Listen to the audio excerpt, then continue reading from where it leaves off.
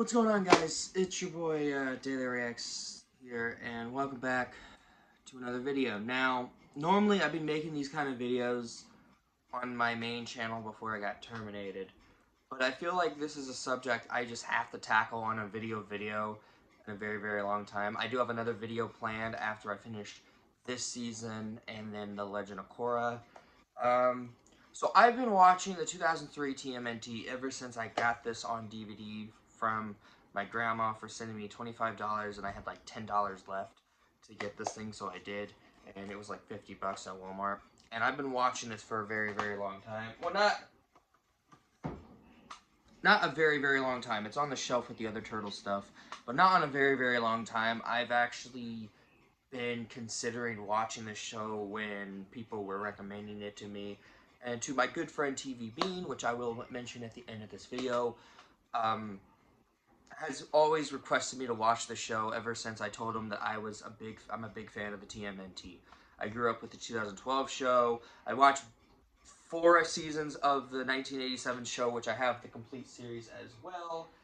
And I'm just a big Turtles fan, so I never really clearly watched the 2003 show until recently. I recently am right now on season 4 of the show, and there's something I really wanted to tackle into this video, and that is the Leonardo character in season 4 in particular. Now, major spoilers if you guys have not watched the episode.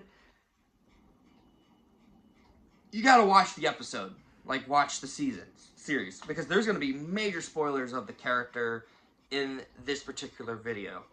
Because I related to Leonardo at this moment while watching this episode. And there's like particular moments where I can just talk about some random shenanigans that happened in the episode, these particular episodes. So, yeah, again, I'm going to go to the major spoilers. I will show some bits and pieces of clips of the certain episodes where the Leonardo character goes like to a very edge. So, yeah, let's just get into it. Starting with the season 3 finale, where all this begins. You know, the Turtles lost. Where Shredder basically beats the living crap out of every single one of them. Fry's Splinter broke Mikey's both of his legs. Raph, I believe he dislocated his shoulder, or something happened to his back. I really don't know. I don't think they fully explained it in the show. I think they did. I just didn't really noticed it. Donnie, I think, broke an arm. Leo was stabbed by his own blade from Karai. So at the moment of the show, you could see that Leonardo even said, like, I failed you, you know, to a point.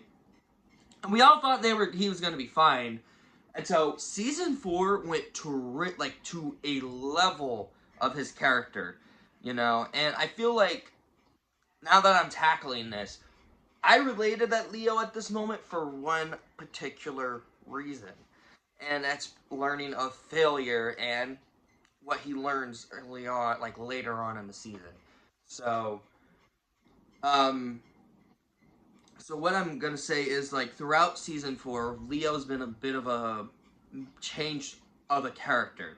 What do I mean by that? Basically, throughout the entire series, he's been yelling at the other turtles. I'll play the clip, like, just right now.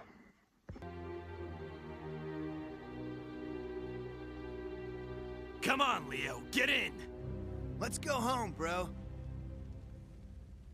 Now what? We didn't finish the job. We blew it! Again! We blew it! We did the best we could. At least we stopped half the convoy. Half! We stopped half! And only because we got lucky. Is that good enough for you? Is it? We're always one step behind. We act like a bunch of amateurs! How many times are we gonna get beaten before you guys wise up and realize this isn't a game? Basically, Leo wasn't like that before, and you could tell that part of the season where all of them got injured, and mostly Leo, he has changed as a character. And his tone is different, his character arc was so much different, because he knows he failed. He knows he's failed, and he's trying to get better at being a ninja, being the leader, you know, all of that. But the thing is, though, for Leo, it's like so many points kind of draws from me when I was a kid. And to a point where the character felt relatable, but at moments, this character kind of takes it to a part where he gets angry all the time, where I get it mostly. That's mostly a Raphael thing. That's mostly Raph. And yes, I love Raph. He's my favorite turtle. But why is it that, like, when Leo fails in every version he has, he takes himself down? In the 2012 show, and yes, I'm going kind of back forward to these two, because I love 2012 Leonardo. I love that he was voiced by Jason Biggs for a while, even though I wasn't a fan. And then he was voiced by someone else, and then when Seth Green took over the role, that's when, like, serious stuff went into it, you know? But in the 2012 show, Leo gets beat up again, like I said, thrown through a window. TV Bean, you might want to skip the 2012 thing, because that's where it gets from. And he was injured. That's all I could say. And his arc grew from that part of the season. It's basically in season 3. This Leonardo gets, like, to an edge where, like, and you're just completely, like, overblind, like, what the frick is going on with the character, you know? There's moments where Leonardo's anger gets to the best of him. Not only did it make him a great fighter, but it also made him a very difficult character to sit through throughout the series. I remembered when I was watching these episodes, I was so completely unsettled with Leo's voice, how he is now, and how he is as a character. I mean, this isn't Leonardo from the beginning of the series. In the beginning of the series, Leo does take stuff seriously, yes, but he's always there for his brothers. He's always there, okay, we could do this better, we could do that better. He's always there to do that. But ever since the Shredder took that part of him away, it's like he's just not good as he was, and then the character goes on to a point where he injures Splinter. I'll play that clip because it caught me off guard. I've already mastered this lesson! And yesterday's lesson! And the lesson before that! When are you going to teach me something I don't already know? Master Splinter, are you okay? Leo, what the shell is your problem? Yeah, that just happened. And to a point where Splinter had to talk to him about all the scars that he still has. And here's the other clip that I'm talking about. You were all badly wounded in our final confrontation with the Shredder. Your brothers and I have healed, but you have not. I have meditated. And to the point, Splinter is right. Everyone else has healed besides Leo. Leo's always been this grumpy character throughout the entire episode, like throughout the entire season, not episode, season.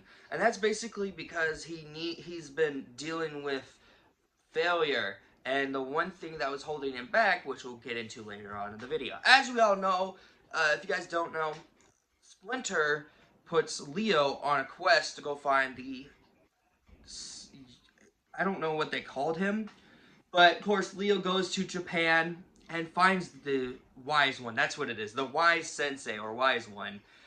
And throughout the episode, Leo, of course, still gets angry. He yells at the Wise One. We don't know he's the Wise One yet until he actually finds out, like, near the end of the episode. And there's a part in the episode, and we're getting farther in. In the episode, Leo has to fight these ghost assassins.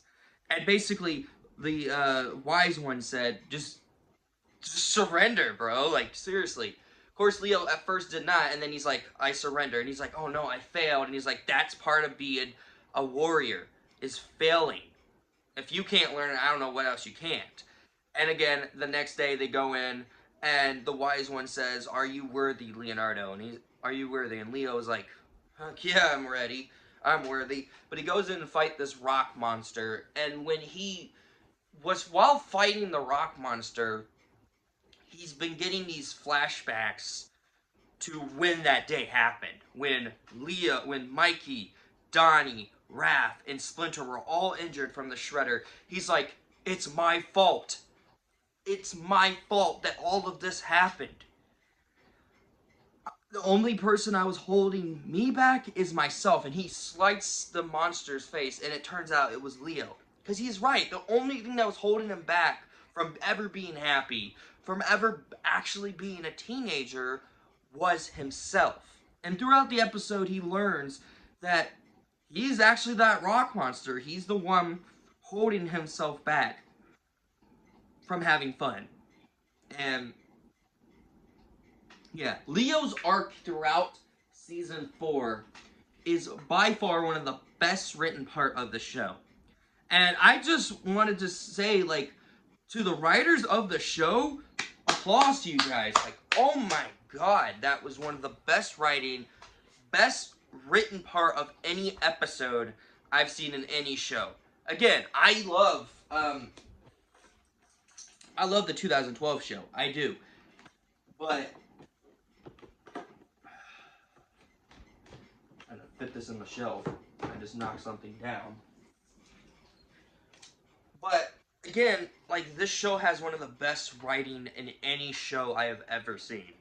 And the part that made me relate to this was when we first moved here to Florida and I was in my senior year of high school. I was always angry, upset, because we moved here. I did not want to move from Illinois. I was so angry. I was so mad at my mom. I was angry at myself. I wasn't happy. I wasn't. But then, Mia, if you're watching this, Rachel, if you're watching this, basically, I found Mia's channel. And it lit up to my expectations and made me smile. She helped me go through with that. And then I realized during that week when I watched her video, I was like, why did I smile to her video? Because nothing's holding her back. Then I thought, wait, the only reason why I'm not so happy is because I was holding myself back from being happy. And of course I didn't go through a journey to Japan, but I learned from the easiest way I could, from other people's videos. And then TV Bean actually made a video recently, I think a couple of months ago, about Sesame Street. I've never watched Sesame Street, but he did say something that kind of made me admire shows more for kids than usual. I'll play that clip from TV Bean's video right now. Bird's Club to tell him that he's a good bird. He already was one in the first place. You know, I watched that episode for the first time, like, sometime during my hiatus from making YouTube videos. You know, last, like, April and May. And I had a massive reality check because I see a therapist. I'm seeing him sometime next week. One thing I've been really, like, trying to work on is, like, anger management, because I've had a reality check within the past year and a half that I've, you know, left Fort Collins and been pursuing, like, you know, zoo internships and, like, dog places and stuff like that. The things I find myself feeling mad about the most. I'm never mad at anybody. I'm always mad at myself. And for, like, you know, in the way, like, I compare myself to others and I dwell on the past, I get so angry at myself, like, every day. Like, thinking about, like, you know, whether I'm at work or outside the house or in the house, I have these really, like, negative thoughts that, like, I am just not good enough. I compare myself to others way too much. I look at, you know, especially growing up, like, you know, here in New Jersey, like, going to elementary school, middle school, high school, I was really not happy with myself for not being like the other kids. Again, me having a disability and not fitting in with, you know, the normal kids or the smart kids or the cool kids, or, you know, and even during my college years, I still felt the same way. Like, I was surrounded by guys who were, like, way above me in terms of, like, social status. And, you know, like, and now I'm done with school, it's like I've interned at zoos and I've, you know, worked at dog places, and it's like I tend to compare myself to people who already have a job, you know, in the career I've wanted basically my whole life. Like, I've had interviews. I had a job interview at a museum back in September, and I've had, like, interviews, like, at zoo, like, for zoo jobs since the year started. They all have chosen other candidates, and my brain has, like, it's been going back and forth. Like, I'm really not nice to myself. Like, I watched the Good Birds Club episode, and I've realized that I have been the worst, like, bully pigeon to my own big bird this whole time. because I tell myself these things every day that I'm too stupid, or I'm too mentally challenged, like I'm too I tell myself I'm not good looking enough, like I've been single for a while, so it's like, oh, I'm too nice to people, or that I'm too I'm too stuck in my own head all the time. I tell myself all these really mean things, that that I'm pathetic, or that I'm a loser, or that I'm useless, or that oh, my older sister is just way cooler than me, and I get so mad at myself, and I tell myself this every day. It's oh, I'm just gonna be alone forever and never have a career and never achieve anything. I'll never make any big achievements, or never really make anything of myself. I tell myself those things every day. I say that to myself all the time, but I say that to other people, coworkers, family, friends, roommates, zookeepers that have been and other interns I've met during my zoo internships. Even just people at the gym, people at bars I've been to. It's I tell myself these really oh, that I'm not good enough. I tell myself I'm not good enough for not going on more dates, for example, and I feel like I'm such a loser for it. And I say that, and I sound way too much like the bully pigeon telling Big Bird this. You're too yellow. What? Yeah, your feathers. They're too yellow. We can't include you in the club because good birds don't have yellow feathers. Now that's just racist. And I say that to people I've met in my life, people that I trust, and they say oh no, Vitas, you're doing great. They tell me that hey, we love my coworkers at Dogtopia are hey, we've loved having you here, and zookeepers and other staff and interns I've met during my zoo internships, I'd be hey, you're a really smart guy, Vitas.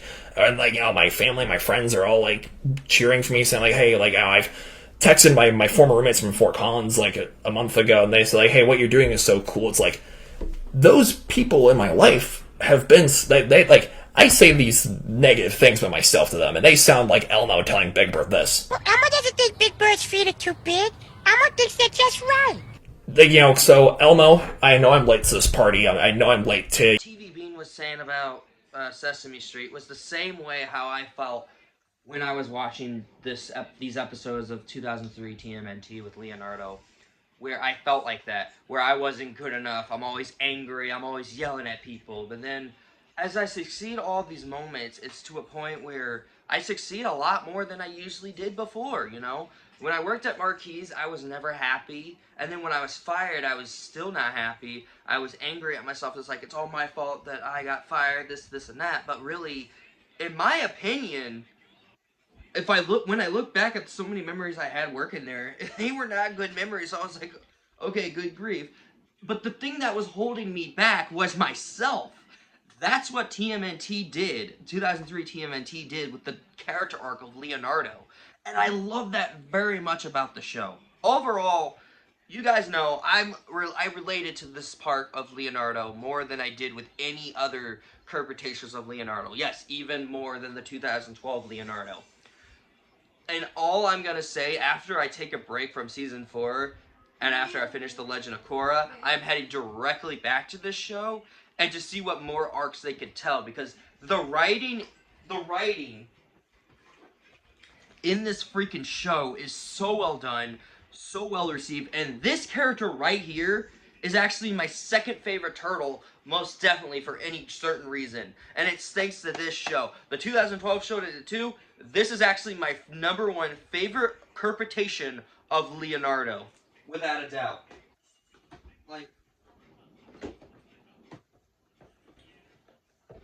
People always complain how Leonardo's so boring because he's the leader. Okay, I get that, but the 2012 show did him actually cool. But when you watch the 2003 show and you see his character, what he becomes later on in the series, you're not going to feel that. As a 22-year-old man who's never watched the show when it came out, who didn't know anything about the 2003 show until, I knew what it was about because of this freaking movie. Because of Turtles Forever. This film. That's the only thing I knew about the 2003 show. And so finally, now I'm watching the show from its entirety. I know I said I was going to do a reaction on it, but I couldn't bear with it because I need to see what the hype is about with this show. Overall, that is why Leonardo is the best character out of this entire show. The second best character. There's more that I have to see more of throughout the show. Raphael is always my favorite character, favorite turtle. Now, yeah, that is why Leonardo is, without a doubt, has the most entertaining arc.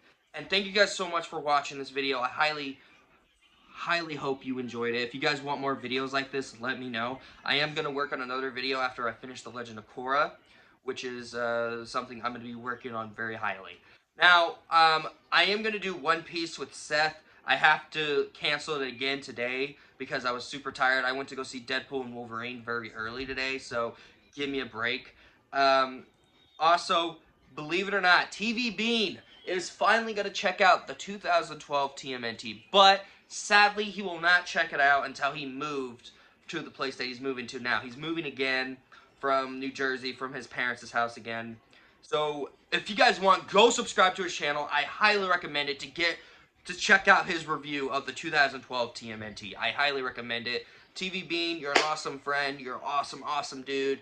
Thank you so much for the love and support on the channel. And it's a good thing I used your clip just for the topic of this video. And overall, what do you guys think of the series? What do you guys think of my thoughts and my relatable part of Leonardo? You guys let me know. Did you relate to Leo with this segment of the series? You let me know. And what character did you relate to the most in any show? I highly recommend you telling me. Thank you guys so much for watching. You guys know the drill. Check out my gaming channel, my Discord, my Instagram, my TikTok, and Mojo Entertainment. As always, I'm DailyReacts. Take care of you guys.